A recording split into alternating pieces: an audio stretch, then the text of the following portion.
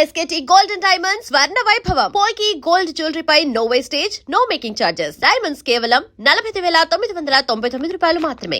Zahid Ibrahim Mistry original name.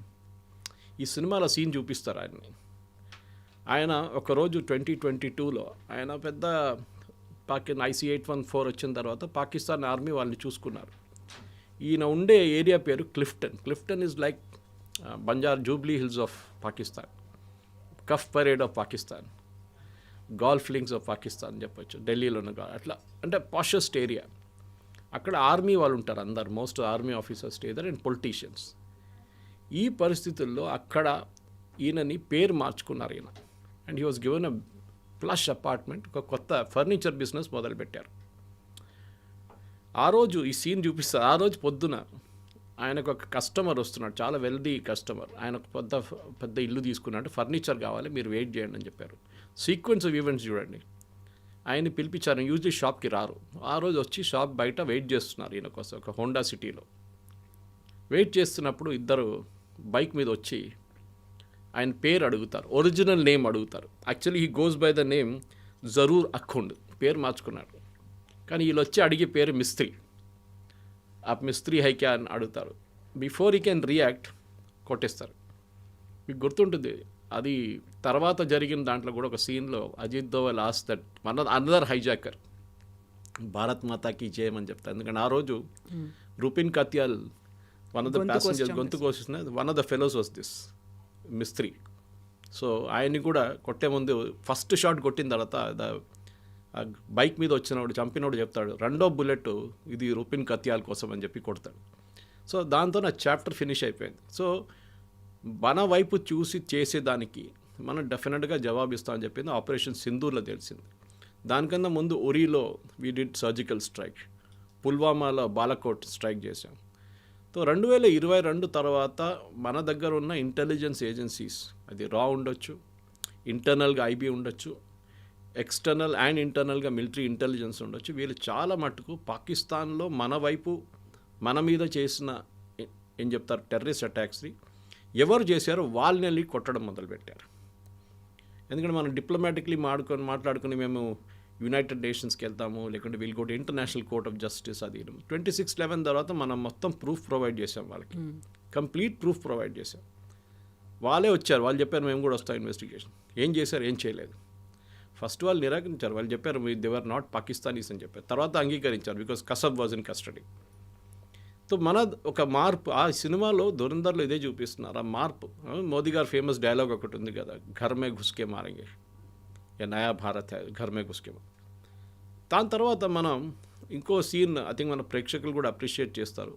Of course we should never give away the spoiler. దాంట్లో బడా సాహెబ్ అని చెప్పే ఒక రోల్ ఉంది. ఆయన పేరు మనం చెప్పకూడదు, ఎందుకంటే ఆ సస్పెన్స్గా ఉండియండి ఆ బడా సాహెబ్ ఎవరు అనేది.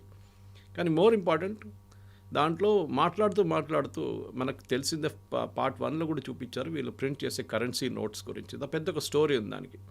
చిదంబరం అండ్ వాళ్ళ కొడుకు కూడా దాంట్లో ఇన్వాల్వ్ ఉన్నారని చెప్పి పార్ట్ 1లో చేశారు. తర్వాత పార్లమెంట్లో కూడా అడ్మిట్ చేశారు దట్ ఆ ప్లేట్లు ఆ ప్రింటింగ్ ప్రెస్ మొత్తం అమ్మింది పాకిస్తాన్కి వెళ్ళిపోయిన తర్వాత వాళ్ళు దాంట్లో 500 నోట్లు 1000 రూపాయల నోట్లు ప్రింట్ చేయడం మొదలుపెట్టిండు, ఫేక్ నోట్స్. అది నేపాల్ వయా ఇండియాలో ఎంటర్ అవుతుంది, ఒకటి కేరళ నుంచి కూడా ఎంటర్ అవుతుంది. అప్పుడు అది కూడా చాలా మటుకు పార్ట్ 1లో చూపించారు, పార్ట్ 2 చూపించారు. కానీ పార్ట్ 1లో చూపించింది కాదు, పార్ట్ 2 చూపించింది. అంటే వీళ్ళు ఆల్మోస్ట్ 60,000 కోట్లు ప్రింట్ చేసి యూపీ ఎలక్షన్స్కి వాడుకోవడానికి తీసుకొచ్చిన టైంలో మోదీ గారు డిమానిటైజేషన్ అనౌన్స్ చేస్తారు. అది మాస్టర్ స్ట్రోక్ అనేది. ఆ టైంలో మనం చాలామంది దాని గురించి ఎందుకు డిమానిటైజేషన్, ఎందుకు ఈ 500 నోట్లే, ఎందుకు 1000 రూపాయల నోట్ తీశారు మోదీ గారు, మిగతా ఏం తీయలేదు ఎందుకు, కొత్త నోట్లు ఇంట్రడ్యూస్ చేసి పాత తీయొచ్చు కదా అని చెప్పారు. It was a sudden decision. నాకు ఈ రోజు కూడా గుర్తుంది. I was flying from Delhi, దేనో ఒక మీటింగ్కి వెళ్ళాను ఢిల్లీకి. వస్తున్నప్పుడు ఎయిర్పోర్ట్లో దిగి I was waiting to collect my luggage. అప్పుడు నా దగ్గర డబ్బులు ఎక్కువ లేకుండే టాక్సీకి క్యాబ్కి ఇవ్వడానికి. సో నేనేం చేశానంటే అక్కడ ATM ఉంది ఒకటి పక్కనే, పాత కంట్రోల్ సిస్టమ్ ఉంటుంది, అది ఇప్పుడు మార్చారు మొత్తం బ్యాగేజ్ రిట్రీవల్ అంతా. అక్కడ కోటక్ ద్వారా అనుకుంటా ATM, అక్కడ వెళ్ళి విత్డ్రా చేశాను. I withdrew 20,000 rupees.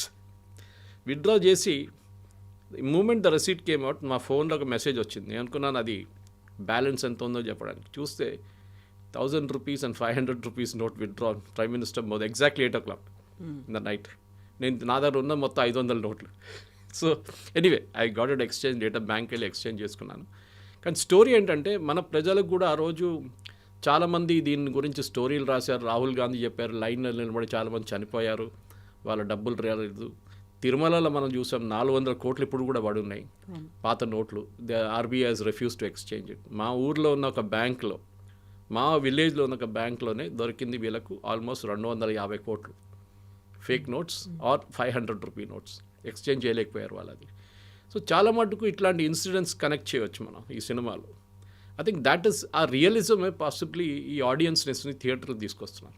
కాకుండా ఇదంతా రియలిజం అనుకున్నప్పుడు డిఫరెంట్గా ఎక్కడెక్కడో ఏదో డిఫరెంట్ ప్లేసుల్లో ఆయన అన్నీ కలుపుకొని అదంతా ధురంధరే చేశారు, అదన్నింటినీ చేయించింది సన్యాల్ సాబ్ చేయించారు అన్నట్టుగా చూపించడం. నిజంగా ధురంధర్ అనే క్యారెక్టర్ ఎగ్జిస్టెన్స్లో ఉండిందా? ధురంధరే ఇవన్నీ చేశాడా? దానికి సర్జికల్ స్ట్రైక్ కావచ్చు, లేకుంటే ముంబై బాంబ్ బ్లాస్ట్లు కావచ్చు, 60,000 కోట్ల బ్లాక్ మనీ కావచ్చు, ఆ తర్వాత ఈ వరుస ఇన్సిడెంట్స్ ఘర్ మే గుస్కే మారేంగే, వీటన్నిటికీ అక్కడుండి ఆయన చేశాడో, ఆయన ఇచ్చినటువంటి స్పై నిఘాతో వచ్చినటువంటి సమాచారాన్ని రిలేట్ చేసుకునే జరిగింది అనేది.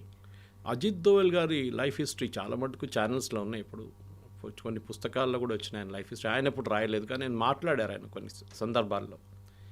ఈ is from Garhwal, usually Garhwal UP నుంచి. కానీ ఈ was Kerala cadre IPS officer. కేరళలో పనిచేశారు ఇనీషియల్ డేస్లో. ఐ థింక్ ఈ was an SP in Kottayam. అప్పుడు కోడికోడ్ వైపు ఒక రైట్ జరిగింది, కమ్యూనల్ రైట్. హిందూస్ ముస్లిమ్స్ కొట్టుకున్నారు, చాలా ప్రాపర్టీ ధ్వంసమైనాయి, చాలా ఇంటి నుంచి ప్రాపర్టీస్ తీసుకెళ్ళిపోయారు. అంటే టీవీలు ఎత్తుకపోయారు, మిక్సీలు ఎత్తుకపోయారు, అట్లాంటి చాలా మటుకు బంగారం తీసుకెళ్ళిపోయారు. సో అప్పుడు K Karunakaran, I think he was the chief minister అప్పుడు కేరళలో, కాంగ్రెస్.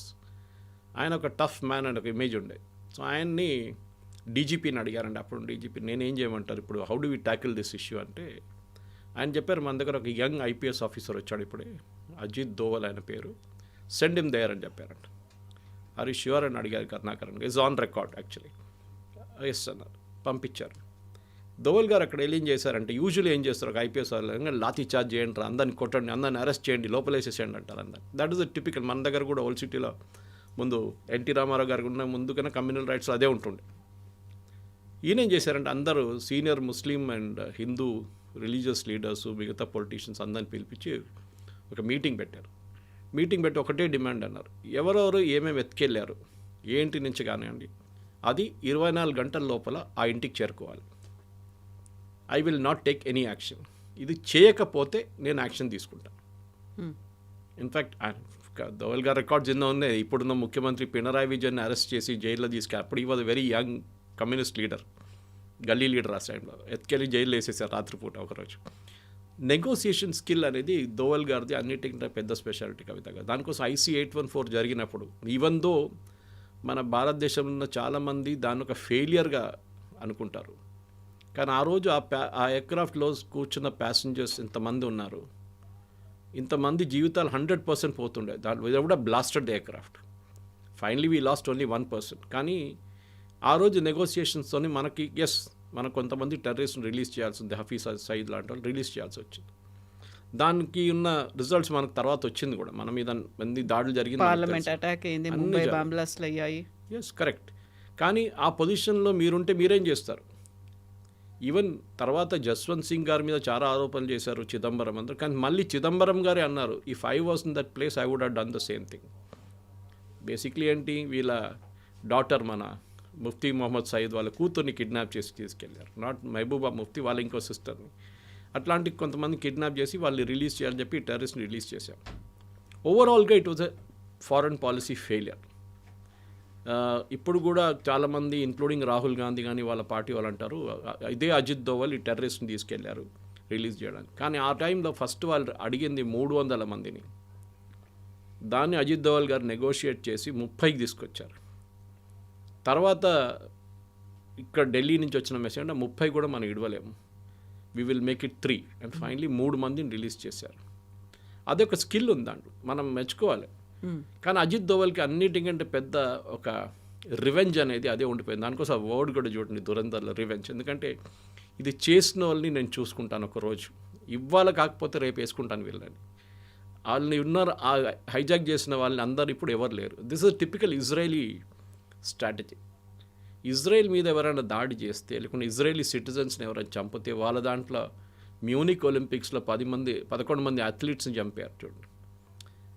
ఆ మ్యూనిక్ ఒలింపిక్స్ చంపిన అథ్లీట్స్లో I think they was 8 terrorist if I'm not mistaken, 8 or 9. 9 మందిని కూడా ఇజ్రాయెల్ చంపారు. The last fellow was killed about 15 years after the incident. 1972లో జరిగింది. దీని తర్వాత 15 years తర్వాత లాస్ట్ ఒకడు బ్రెజిలియన్ రెయిన్ ఫారెస్ట్ లోపల దొరికింది, అక్కడ వెళ్ళి చంపారు వీళ్ళు ఇజ్రాయలీస్. సో మన దగ్గర కూడా అది ఉండాలి. సో ఎందుకంటే ఒక భయం అనేది దీనికన్నా ముందు లేకుండే, దట్ మనం పాకిస్తాన్లో ఉన్నాం, we're pretty safe, nothing will happen to us అనేది సినిమాలు చూపిస్తారు, అది కాదు.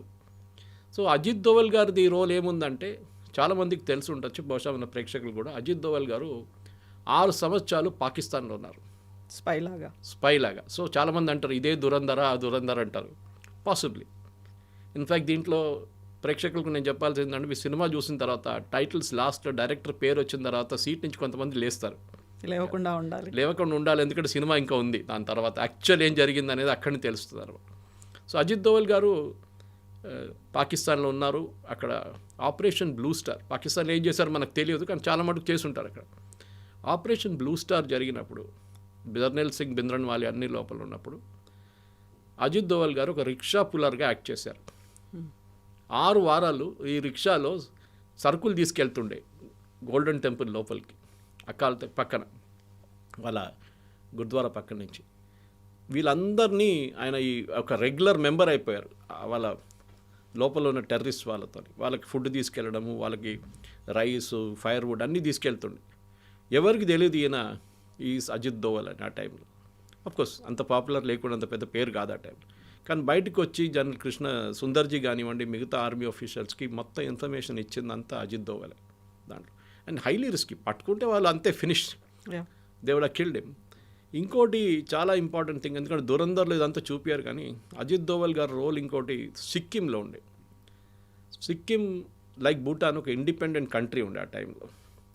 కానీ మన దగ్గర భూటాన్ లాగానే వాళ్ళ డిఫెన్స్ అండ్ కమ్యూనికేషన్స్ మనం చూసుకుంటాం. ఇప్పుడు భూటాన్ కూడా అంతే.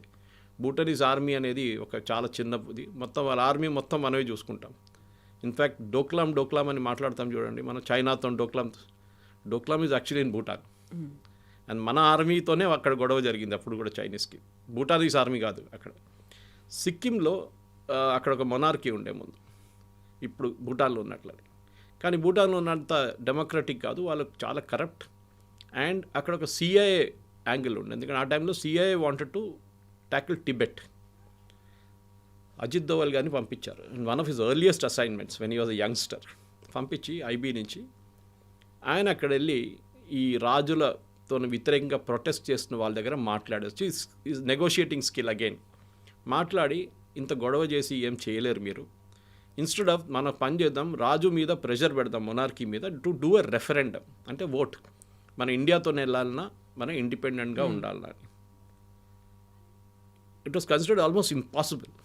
కానీ అజిత్ దోవల్ గారు అది కన్విన్స్ చేసి వాళ్ళని ఒక మూమెంట్ క్రియేట్ చేసి అక్కడ, and Sikkim became 22nd state in the Indian union ఆ టైంలో. అదొక పెద్ద, ఎందుకంటే ఆ సిక్కిం అనే మన చేతి నుంచి పోయి ఉంటే ఆ రోజు మనకి భూటాన్ పక్కన సిక్కిం, ఈ రెండు మన చేతి నుంచి పోతుంది. సో అప్పుడు నాథులా పాస్ కానివ్వండి, మిగతా చైనీస్ వైపు ఉన్న క్రాసింగ్స్ అంతా we would have lost it for ever. కానీ అదొక చాలా పెద్ద ఇది ఉండే. దీని తర్వాత సిక్కింలో ఉన్నప్పుడే అజిత్ దోవల్ గారు, దాని తర్వాత దానికన్నా కొన్ని రోజుల తర్వాత తెలియదు కానీ మళ్ళీ వెళ్ళి 3 సంవత్సరాలు చైనాలో ఉన్నారు. కొంతమంది 6 అంటారు, ఆయన క్లియర్గా డిఫైన్ చేయట్లేదు, లేकिन he agreed, he went to చైనాలో ఉన్నారు. చైనాలోని ఏ భాష మాట్లాడతారు మనకు తెలియదు, మ్యాండరిన్ మాట్లాడాలి కదా, he has to speak that language. Tibetan language మాట్లాడాలి లేకుంటే, because he has gone to Tibet side. కానీ ఆ రోల్ చూడండి, ఇదంతా మనం హిస్టరీ చూపించినప్పుడు చాలామంది ఆదిత్య ధర్ని తిడుతున్నారు, మీరు కావాలని చెప్పి ఒక ప్రాపగండా సినిమా తీశారు, మోదీ గారు 2 సార్లు చూపించారు టీవీలో ఇక్కడ ఇన్సిడెంట్స్ నడుస్తున్నప్పుడు. కరెక్ట్, సినిమాటిక్ లిబర్టీ అనేది అందరికీ ఉంటుంది. మనం చెప్తా fiction, yes, every movie is a fiction. ఈ దీంట్లో కూడా ఫిక్షన్ ఉంది డెఫినెట్గా. కొంతమంది అంటారు అదేనా డిమానిటైజేషన్ కాదు అంటారు. Okay, agreed with you on that point. Modi గారి గురించి పాకిస్తాన్లో కామెంట్ కొడుతున్నది, చాయ్వాలా ప్రధానమంత్రి బన్ గయా తుమ్ క్యా కర్ రహే తే అని చెప్పి పంజాబీలో లిబరల్ గాలీస్ ఉంటుంది అక్కడ కూడా. అది ప్రతి ఇన్సిడెంట్కి ఒక కనెక్షన్ ఉంటుంది.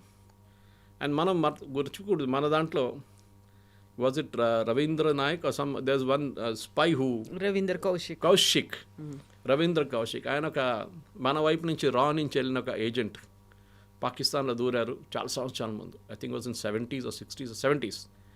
ఆయన పాకిస్తాన్లో వెళ్ళి అక్కడ కరాచీలో చదువుకొని యూనివర్సిటీలో డిగ్రీ తీసుకొని, of course had a Muslim name, married a girl from there. తర్వాత పాకిస్తాన్ ఆర్మీలో జాయిన్ అయ్యి ఈ went up to the rank of major. కానీ భారతదేశానికి మన రాకి కంటిన్యూస్ ఇన్ఫర్మేషన్ వస్తుండే అక్కడి నుంచి. సో ఇట్లాంటి స్టోరీస్ చాలా ఉన్నాయి. మనం ఇట్ ఈస్ నాట్ ఫిక్షన్ కవిత గారు. కానీ దీంట్లో ప్రాబ్లం ఏంటంటే, ఒక ఆర్మీలో మీరు రెగ్యులర్ బ్యాటిల్ చేస్తే మీకేమైనా అయితే మీకు మెడల్ ఇస్తారు, ఇక్కడ అన్నోన్గా వెళ్ళిపోతారు, మీకు పెన్షన్ ఇస్తారు, మీకు గ్యాస్ ఏజెన్సీ ఇస్తారు.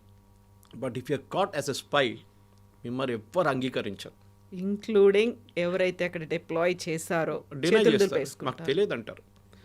నేను మొన్న మన మణిపూర్ వైపు నుంచి ఒక యుఎస్ నేషనల్ని మళ్ళీ ఇంకా 6 పట్టుకున్నారు. మణిపూర్ మిజోరాం ఆ సైడ్ నుంచి, మిజోరాం సైడ్ నుంచి యాక్చువల్లీ 6 యుక్రెయినియన్స్ పట్టుకున్నారు. ఆ రోజు నేను ఒక ట్వీట్ చేశాను. నేను కూడా ఫస్ట్ అనుకున్నాను ఏంటి ఇది ఒక యుఎస్ సిటిజన్, అది కూడా ఈజ్ కన్సిడర్డ్ సిఐఏ ఏజెంట్, వాడేంటి లిబియాలో వెళ్ళి గదాఫీతో అక్కడ కూడా పోరాటం చేశాడు, వాన్ ఎందుకు వేసుకున్నారు యుఎస్ ఇండియన్ గవర్నమెంట్ అనుకున్నాను. కల్కట్టా ఎయిర్పోర్ట్లో పట్టుకొని 3 రోజుల తర్వాత అరెస్ట్ అయిందని అప్పుడు డిస్క్లోజ్ చేశారు. అంటే 3 రోజులు కస్టడీలో ఉన్నాడు. తర్వాత సర్జియో గోర్ యుఎస్ అంబాసిడర్ ఒక ట్వీట్ చేశారు, just 24 hours after this fellow was arrested, saying, I met Ajit Doval and a very good productive meeting with him, National Security Advisor of India. నాకు it didn't connect the dot. Suddenly నాకు connect అయింది. మన దగ్గర ఒక spy అని చెప్పలేము, X రా agent యుఎస్లో అరెస్ట్లో ఉన్నారు. ఇప్పుడు పన్నూర్ని చంపడానికి ట్రై చేశారని చెప్పి కెనడా నుంచి ఉన్న, కానీ యుఎస్లో జరిగింది అటెంప్ట్ అని చెప్పి, forgot his name, he was arrested in Europe. ఇప్పుడు కస్టడీలో ఉన్న అక్కడ ట్రయల్ నడుస్తుంది. ఇప్పుడు చూడండి, మార్క్ మై వర్డ్, 6 నెలల లోపల that guy will come to India, this guy will go to US, exchange చేస్తారు. ఇది రష్యాతో జరిగింది చాలాసార్లు. సో మన వైపున్న మన ఇప్పుడున్న యంగ్స్టర్స్కి చాలా మటుకు దురంధర్ సినిమా ఎందుకు నచ్చుతుంది, 3 రోజుల నుంచి ఫ్రైడే సాటర్డే సండే హౌస్ఫుల్ నడుస్తుంది, ఈవెన్ పెయిడ్ ప్రివ్యూస్గా టికెట్స్ దొరకట్లేదు అని చెప్పిన టైంకి చాలామంది అడుగుతున్నారు, ఒక హైపర్ నేషనలిజం తీసుకొస్తున్నారు, 56 inches ఛాతీ చూపిస్తున్నారు, ఇది ఒక ఫేక్ నేషనలిజం క్రియేట్ చేస్తున్నారు. I think it is not correct. ఎందుకంటే చాలా మటుకు ఇప్పుడున్న యంగ్స్టర్స్కి వాళ్ళకి తెలియని స్టోరీస్ మనం చెప్తున్నాం వాళ్ళకి. Then what about D gang, బడా సాబ్ దావూద్ ఇబ్రహీం నిజంగా ఆ స్టేజ్లో ఉన్నాడా, కదలలేని కండిషన్లో ఉన్నాడా, దాని అంతటికి కూడా మళ్ళీ మన స్పైస్ చేసినటువంటి ఆ పనే కారణమా? సో ఈ దావూద్ ఇబ్రాహిం స్టోరీ మీకు తెలిసి ఉంటుంది. దీనికన్నా నేను ఇంకో ఛానల్లో మాట్లాడుతూ ఆల్మోస్ట్ 8 months ago చేసిన ఒక స్టోరీ ఉండే, దాన్ని నిన్న కూడా ఎవరు నాకు పంపించారు, లింక్ పంపించింది. ఆ ఛానల్ వాళ్ళంటే ఇప్పుడు ఈ దురంధర్ సినిమా రాగానే మళ్ళీ ఆ క్లిప్ రిలీజ్ చేశారంట. దావూద్ ఇబ్రాహింని చంపడానికి అజిత్ దోవల్ అండ్ టీం ఒక ప్లాన్ వేశారు. ఈ was not a national security adviser, అప్పుడు ఈ was IB, senior IB officer. క్లిఫ్టన్లో ఉంటుంది, సేమ్ ఏరియా పాకిస్తాన్లో, క్లిఫ్టన్లో, కరాచీలో, very posh area, under ISI protection. కానీ ఒకరోజు ఆయన దుబాయ్కి వెళ్ళడానికి ప్లాన్ వేసుకున్నారు. ఈజ్ రెగ్యులర్లీ దుబాయ్కి వెళ్తాం. మన షార్జాల ముందు క్రికెట్ నడుస్తున్నప్పుడు you can see Dawood Ibrahim in those famous videos. అందులో బాలీవుడ్ స్టార్స్ ఉన్నారు, అందరు ఉంటారు. బాలీవుడ్ ఫైనాన్సింగ్ అంతా దావూద్ ఇబ్రాహిం నుంచే నడుస్తుండే. మీరు చూడండి, గుల్షన్ కుమార్ని చంపిన కాంట్రవర్సీ నుంచి మిగతా అన్నీ చూస్తే కంప్లీట్ డీ గ్యాంగ్ ఫండింగ్ ఉంటుండే మన దగ్గర. దాని తర్వాత ముంబై బ్లాస్ట్ కానివ్వండి, దాని తర్వాత జరిగిన చాలా మటుకు టెర్రర్ ఇన్సిడెంట్స్లో దావూద్ ఇబ్రాహిం చేయఉందని తెలిసిపోయింది మనకి. దావూద్ ఇబ్రాహింని వాడుకున్నారు ఐఎస్ఐ, ఆర్డిఎక్స్ ల్యాండ్ చేయడానికో లేకుంటే ఫండింగ్ తీసుకురావడానికో, సినిమాలతో ఫండింగ్ చేసింది. నేను ఆర్వీఎస్ మనీ అని చెప్పి formerly under secretary of home, retired, ఆయన పద్మశ్రీ వచ్చింది రీసెంట్లీ, ఆయన పద్మశ్రీ ఇచ్చారు. ఆయన నేను ఇంటర్వ్యూ చేశాను 2-3 సార్లు. ఇంటర్వ్యూ చేసినప్పుడు ఆయన ఒక ఇంటర్వ్యూలో చాలా క్లియర్గా, then I was the CEO of Janam TV, CEO Janam TV, మాట్లాడుతున్నప్పుడు ఆయన ఒక మాట అన్నారు, Suresh, I was posted on behalf of so and so ministry, obviously home ministry in Mumbai, cinema funding గురించి తెలుసుకోవడానికి. And he was given a post in the censor board, అక్కడ centre board of film certification supervision, not actual censor. ఆయన అన్నారు, నా పని ఏముంటుండే అంటే financing తెలుసుకోవడానికి. And he was saying one of the biggest financing Malayalam సినిమాలు కూడా నడుస్తుండే, హిందీ కాకుండా కూడా. 50 కోట్లు ఒక సినిమా అనౌన్స్ చేసింది. ఆ టైంలో 50 కోట్లు అంటే పెద్ద అమౌంట్. అనౌన్స్ చేసి హీరోకి 5 కోట్లు లేకుంటే 3 కోట్లు, హీరోయిన్కి 1 కోటి, మిగతా అందరికీ డబ్బులు పంచిపెట్టేస్తారు. ఆ సినిమా ఎప్పుడు రిలీజ్ కాదు. దాని తర్వాత వచ్చిన మనిషి కనిపించడు, ప్రొడ్యూసర్ లేడు, డైరెక్టర్ లేరు, ఎవరు లేరు. బ్లాక్ మనీ డిస్ట్రిబ్యూషన్ అవుతుంది. అయిపోయింది, రిటర్న్ వచ్చేస్తుంది మళ్ళీ అది. ఆ 3 కోట్లు ఇచ్చినోడు 20 లక్షలు పెట్టుకొని మిగతా డబ్బులన్నీ లీగల్గా ట్రాన్స్ఫర్ చేసేస్తారు వాపస్. ఇది జరుగుతుంది. సో దావూద్ ఇబ్రాహిం రోల్ చాలా మటుకు మన దేశంలో జరిగిన టెర్రరిస్ట్ ఇన్సిడెంట్స్ అండ్ కనెక్షన్. కానీ దాంట్లో అతీక్ అహ్మద్ రోల్ ఒకటి ఉంది, మీరు చూసుంటారు. Atiq Ahmed was a gangster in UP. Phulpur అనే కాన్స్టిట్యున్సీ ఉంది, కవిత గారు, మీరు వినుంటారు. ఆ ఫుల్పూర్ కాన్స్టిట్యున్సీలో 3 సార్లు ఎలక్షన్ గెలిచిన మనిషి పేరు Jawahar Lal Nehru. It was the constituency of the Gandhis, అంటే నెహ్రూ గాంధీ ఫ్యామిలీ. ఒక టైంలో అక్కడి నుంచి I think it was VP Singh who won from there. కానీ అక్కడి నుంచి అతీక్ అహ్మద్